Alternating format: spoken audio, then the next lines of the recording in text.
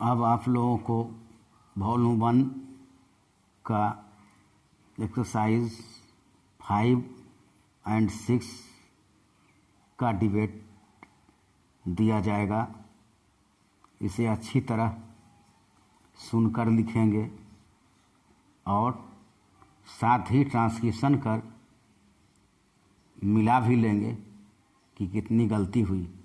इससे आपकी accuracy and speed दोनों सही रहेगी। धन्यवाद।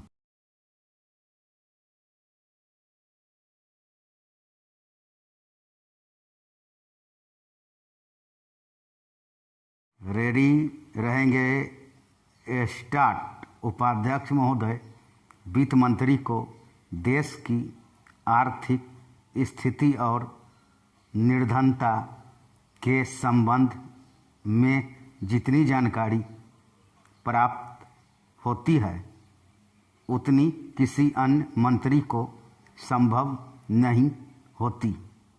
बजट बनाते समय वैसे तो बजट में आय व्यय का ब्यौरा होता ही है, लेकिन मूल रूप में देश की आर्थिक नीतियों में किस प्रकार का परिवर्तन हो तथा किस मार्ग पर वह देश को चलाना चाहते हैं, सरकार का लक्ष्य क्या है, इन सब नीतियों का बजट में विवरण होता है।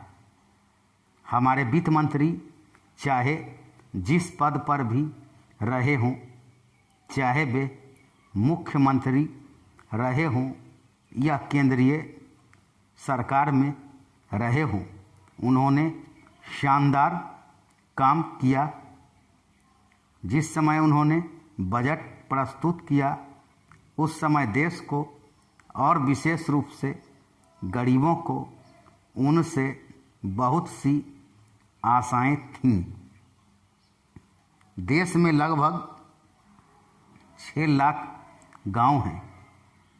उनमें जो बेरोजगारी है, गरीबी है, उसके संबंध में देश की जनता को उनसे बड़ी आशाएं थीं और जनता देखना चाहती थी कि इस अवसर पर सरकारी नीतियों के द्वारा देश को वे क्या मार्गदर्शन देना चाहते हैं।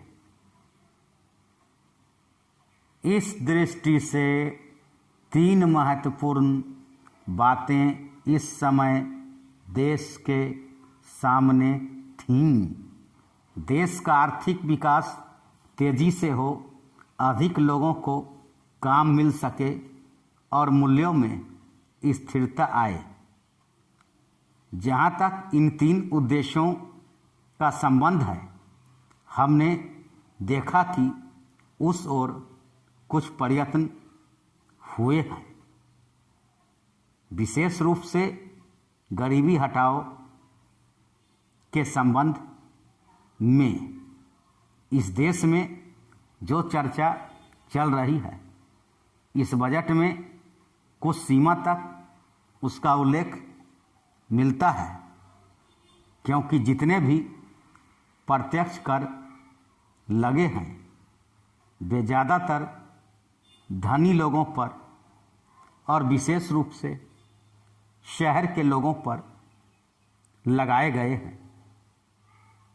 इस तरह से जो एक प्रकार की आर्थिक असमानता हमारे देश में चल रही है, उसको दूर करने का प्रयत्न अवश्य किया गया है। लगभग 5 दशक पूर्व जब हमारा देश स्वतंत्र हुआ था, उस समय देश में जितने सरकारी कर्मचारी थे वे ऐसा समझ बैठे थे कि अब तक देश में जिस तरह से अंग्रेज़ों का प्रशासन चल रहा था उस तरह से काम नहीं चलेगा, क्योंकि कांग्रेस के जो नए लोग आए थे, जो मंत्री बने थे, वे लोग धन के मामले में त्यागी आदमी हैं। धन से उनको मोह नहीं है, लेकिन बाद में उन्होंने देखा कि हमारे मंत्री लोग भी उसी तरह से शानदार जीवन पसंद करने लग गए जिस तरह से अंग्रेज करते थे। धन्यवाद।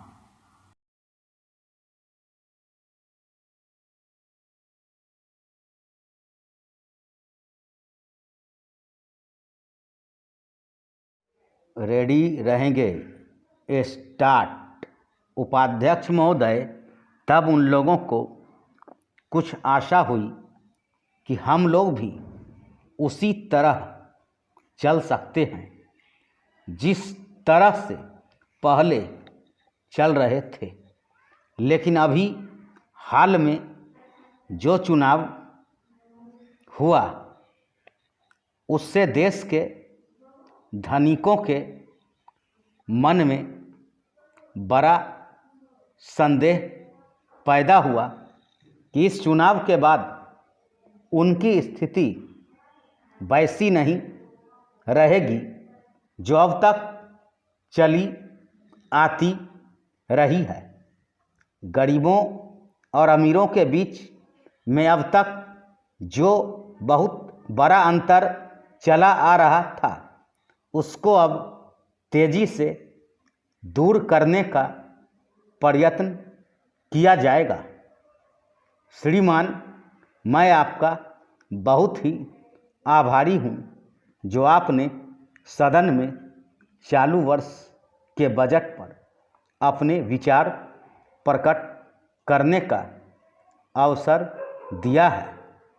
मैं इस बजट का समर्थन करना चाहता हूँ।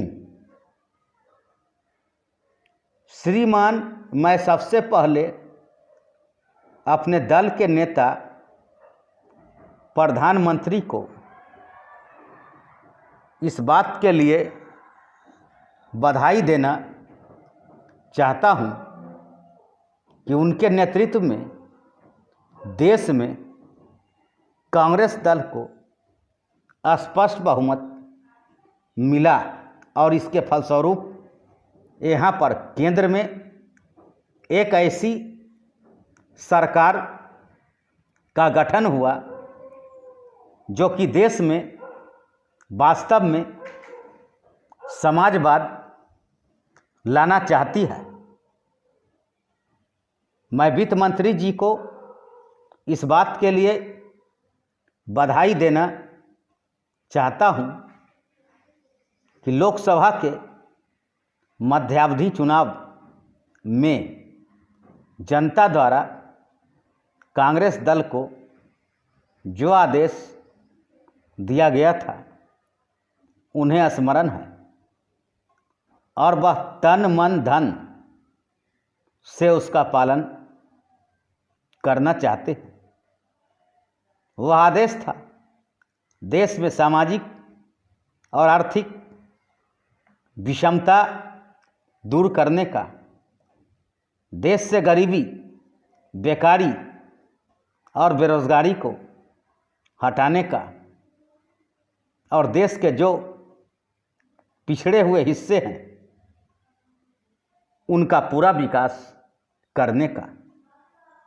साथ ही इस बात का भी आदेश था कि देश के अंदर इस प्रकार की सामाजिक और आर्थिक व्यवस्था पैदा की जाए जिसके अंतर्गत जनता शोषण से मुक्त हो सके। श्रीमान, यह ठीक है कि देश में कृषि के क्षेत्र में उत्पादन में वृद्धि हुई है, परंतु इसके साथ ही साथ यह भी दृष्टि में रखना चाहिए कि लागत में भी पूरी वृद्धि हुई है। इसके लिए आवश्यक है कि सिंचाई के साधन बढ़ाए जाएं और अधिक उन्नत बीजों का प्रयोग किया जाए। आज कृषकों को कृषि के यंत्र मिलने में बहुत कठिनाई हो रही है। जैसे छोटे छोटे ट्रैक्टरों का देश में बड़ा अभाव है। उनके बनाने के लिए शीघ्र नए कारखाने खोले जाएं, जिससे कृषकों को जल्द से जल्द ट्रैक्टर मिल सकें। देश तभी प्रगति करेगा, हमारा ऐसा विश्वास है। धन्यवाद।